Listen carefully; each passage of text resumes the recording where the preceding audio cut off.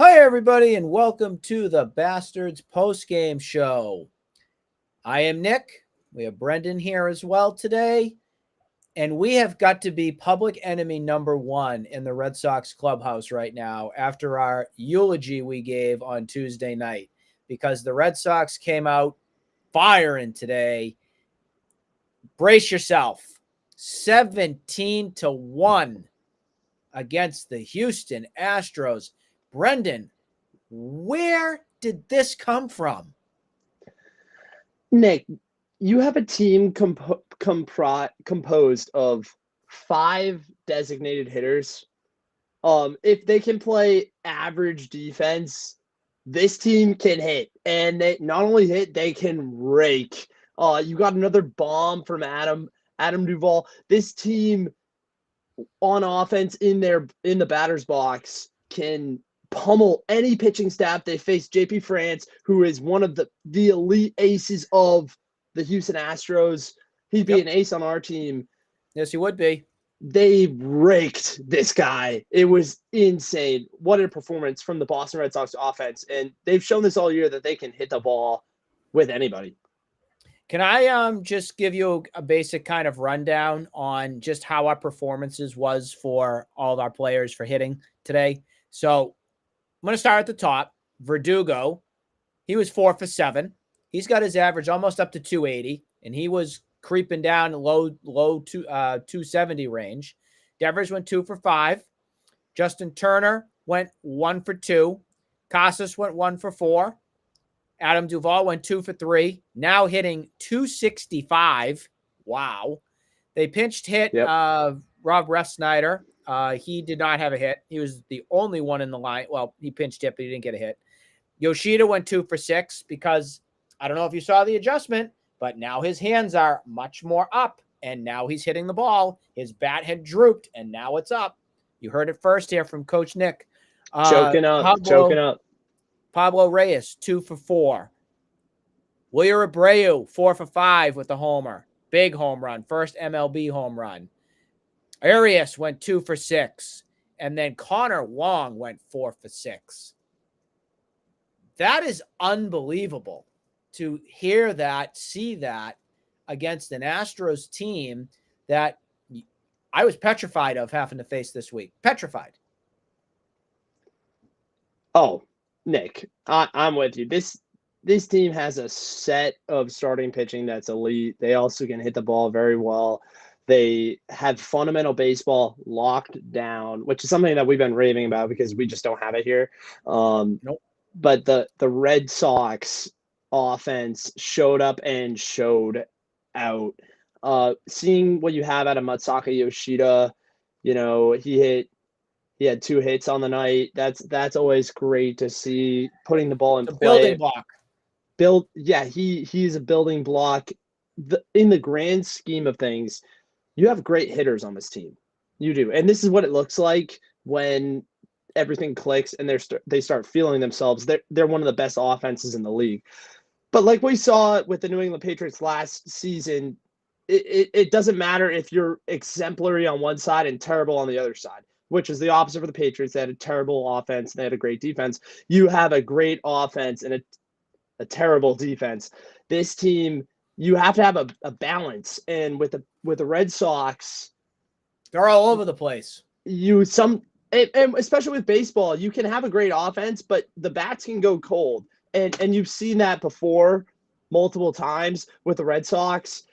You need consistent bats and you need good gloves in the infield. And with Yoshida and Devers and Casas are 3 guys that are going to have to build into their roles in the infield and in the diamond to be consistent gloves for the defense. Big thing on the defense today, 0. Yes, I'm going to repeat it. 0 errors today. That's huge. Massive. But 17-1, I mean, you had Brian Bello pitch. He pitched 7 innings. I was kind of surprised he pitched 7 innings because he went over 100 pitches and everything. It was great. He had an awesome outing, and I was so happy about that to see.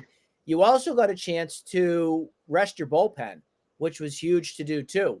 Lavera, whatever you pronounce his name, Lavera, I think that's how that we want to pronounce it. He's actually been half decent for the past couple times he's been out. So he was fine. No runs given up on that end either. So pitching, you were able to reset yourself, which is great, especially with the unknown of what's going to come of Kenley Jensen. You don't know. So will Jansen be on the IL? Maybe tomorrow. I don't know. But if that happens, do you have a particular favorite on who you want to be the closer, at least temporarily? Without Jansen, Martin, it's between Martin and Bernardino, but depending on the matchups, really. I definitely lean towards Martin a little bit more, but Bernardino is solid. He's been a great pickup. If we don't have Jansen, I can count on those two guys without a doubt. And what about Pivetta? Pivetta, he showed his stuff last night, and it was good in the ninth. You know what Pivetta reminds me of? Let me hear it. He failed here, but he was great with the Giants. Mark Melancon. Okay. More fiery, of course. That's what Pivetta is. But yeah, he is. I would not be mad if that was the situation. I wouldn't. I love his intensity. I think he would fit in great as a closer or a back end guy right there. I think he'd be fine, at least temporarily. I would not be that concerned with that. I think it's too premature to give that to Whitlock if something goes wrong with Kenley, just because you need to see more. You got a great job done yesterday from Whitlock. It's going to be the test now to see what he does. Hopefully we do see him in this Dodgers series. That would be great. I do want to change gears because now that we split 2 against the Astros, that's actually not bad. Considering where I was, I expected a sweep of the Astros, so I'm going to have some humble pie a little bit later and everything. So it is what it is. But splitting is not the worst. Manageable. That's good. You're still in the hunt. It's great. But now is a bigger test. Now it's against the Dodgers and Mookie Betts returning and everything there. What do you see in this series upcoming? You have to get it out to a strong start early. You need to take at least 1, hopefully 2. I'm hoping for 2, really, against the Dodgers. It's going to be hard. My biggest scheme was in this stretch of I think it's 12 games is to split. You have a gauntlet of a schedule. It's going to be hard. No one said it's going to be easy. These are the favorites for making the World Series, if not representing in the 2 leagues right now. Between Astros and Dodgers, it's a lot for the Red Sox. And I think if the Red Sox can split overall through this 3-series stretch, I'll take it as a success, and I'll take it moving forward, really. Hopefully they can make playoffs. It's kind of interesting if they get a split because it's only 3 games. So who do you got in the decider on the Sunday game? on the rubber, I'm hoping for the Sox. I believe they're at home. I think they can do it. It's going to be tough. But they're on a roll. They just crushed the Astros. So I'm going to roll with the Sox. Confidence is high, which is what we really like. On the third day, he rose again. There you go. Tomorrow, we are back at home again. It's going to be Lance Lynn, who's 9-9 with a 5.60 ERA. We saw him with the White Sox earlier on. The Red Sox could not find an answer with him, but I'm going to lean on the optimism side here in this first one and say I think the Red Sox might be able to pull this one out tomorrow night, but here's the caveat to it. I don't know if they're going to play tomorrow night because the weather around here tomorrow looks sinful. Typical, wonderful summer 2023 we've had here. Right? Yeah. So we'll have to see what happens from that. And we are looking forward to seeing Mookie Betts also return back to Fenway. Does he get cheered or booed? He's going to get cheered. He'll be cheered.